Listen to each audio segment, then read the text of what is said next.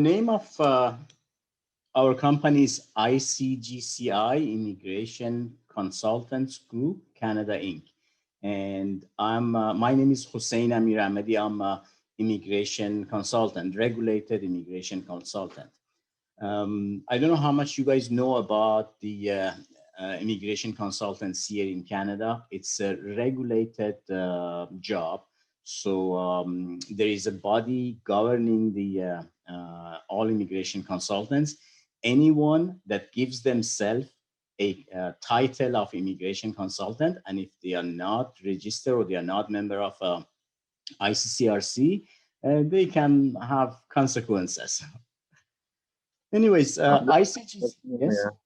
That's a new thing we heard. Oh, yeah, okay. Yeah, no, in Canada, and I think in Australia and UK as well, they have started something similar that you study for, well, right now it's going to be 3 semesters, university semesters, and they certify you so you can do all type of immigration work exactly as a lawyer, but you're not a lawyer.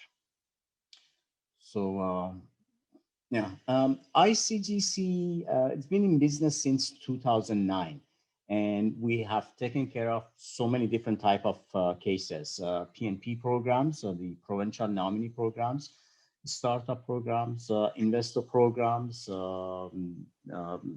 skilled worker, owner operator, if you guys are familiar with owner operator, and intra company transfer as well.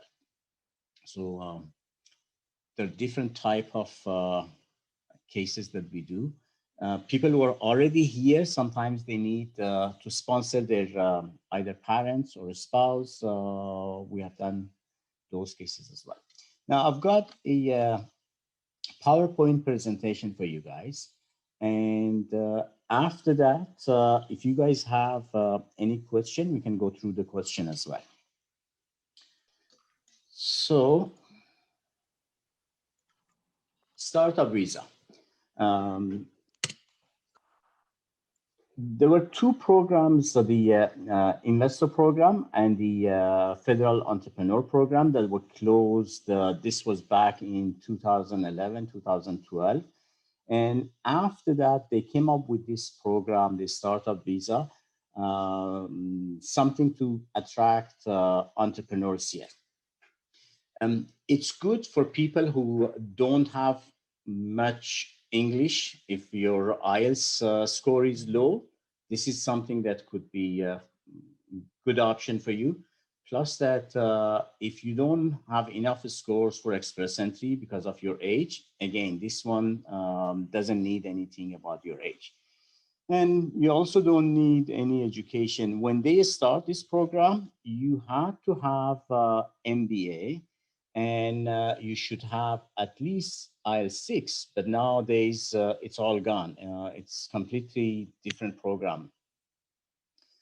So it's targeting new immigrants that wants to build their business here in Canada. And the language requirement is very low, CLB, the Canadian benchmark 5.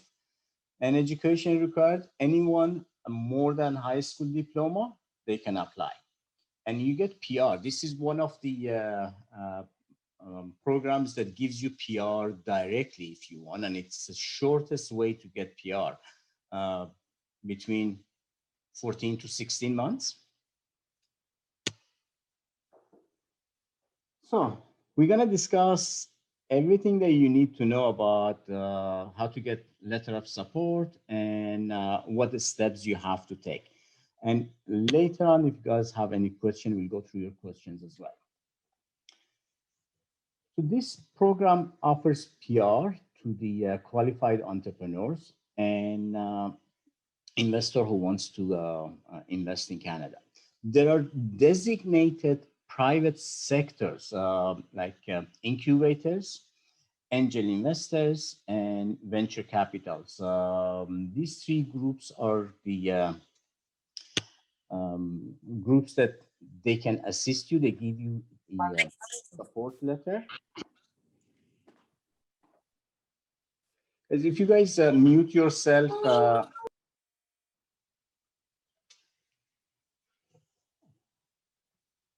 So venture capital, normally they should invest at least 200,000 in your idea, in your business.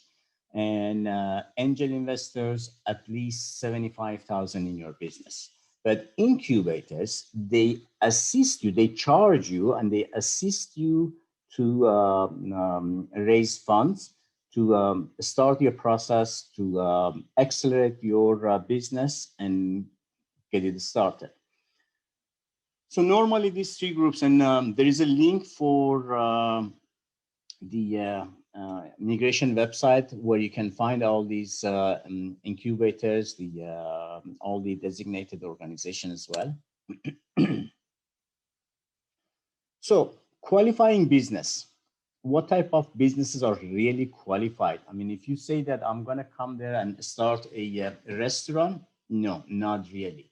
But if you say that I'm coming to Canada, I have idea that I have invented a piece of metal or kind of metal that cuts meat in a way that it's environmental friendly, that could be a good idea for the startup program. Again, English language, just CLB5. Proof of business support. Proof of business support is one of the designated organization that they support you for your business. The three organizations we went through: angel investors, venture capital, and incubators. We most of the time work with incubators. Even though you pay them a fee to get this started, it's much easier to work with them than angel investors. So we'll get into that as well, why it's not easy to work with venture capitals. Venture capitals, they're looking for business that over few years they can invest few $1,000,000, and then they can gain at least 30, $40 million. That's what most of these venture capital are looking for. Angel investor, it's not easy to convince them why your idea is a good idea. So that's why we choose incubators. We work mostly with incubators. Now, since you will be going to operate a business in Canada, the immigration wants to see that you have enough English to at least communicate in English. So that's why they put IELTS 5, or in fact, it's IELTS 4.5. But we always say a little bit more than what the minimum requirement is. Business ownership. So every package of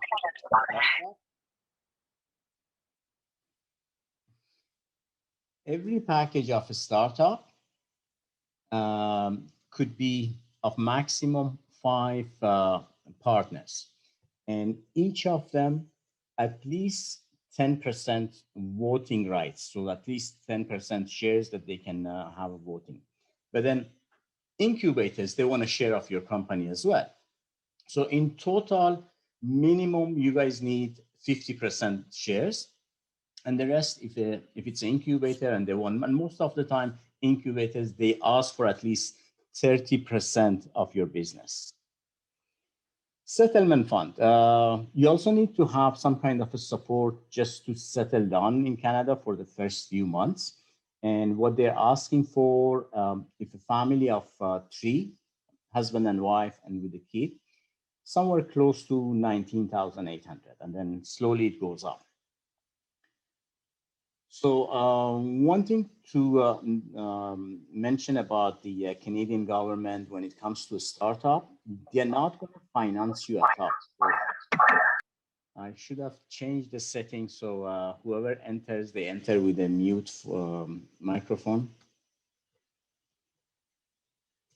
Now, when we're gathering your document for the application, there is a checklist for it. There are application form. The most important one is the IMM 0008. It's the common in most PR applications.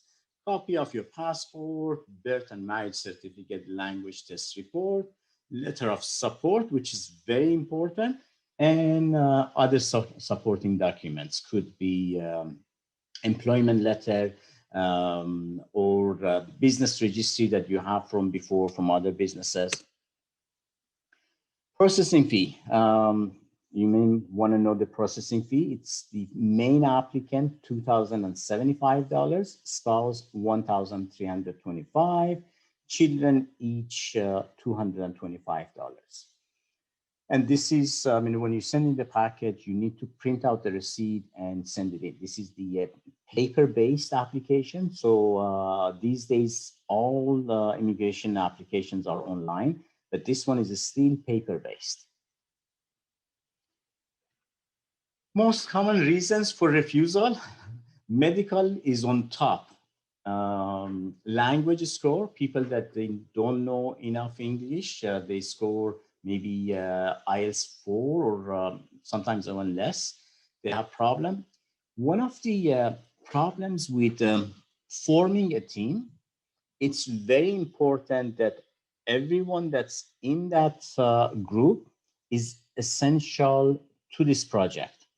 If you want to say that, oh, I'm bringing in my brother because he's a very good support for me, he helps me out with the bookkeeping, no, that's not really a good idea. And if one of them fails, the whole group fails. So it's very important that you have all the essential peoples. Unique idea, of course, you need to have a innovative idea. It's not exactly a unique idea that no one else knows about it, but innovative. So many times people think that they have an idea that it's very good, but you'll see that there are so many other similar ideas out there.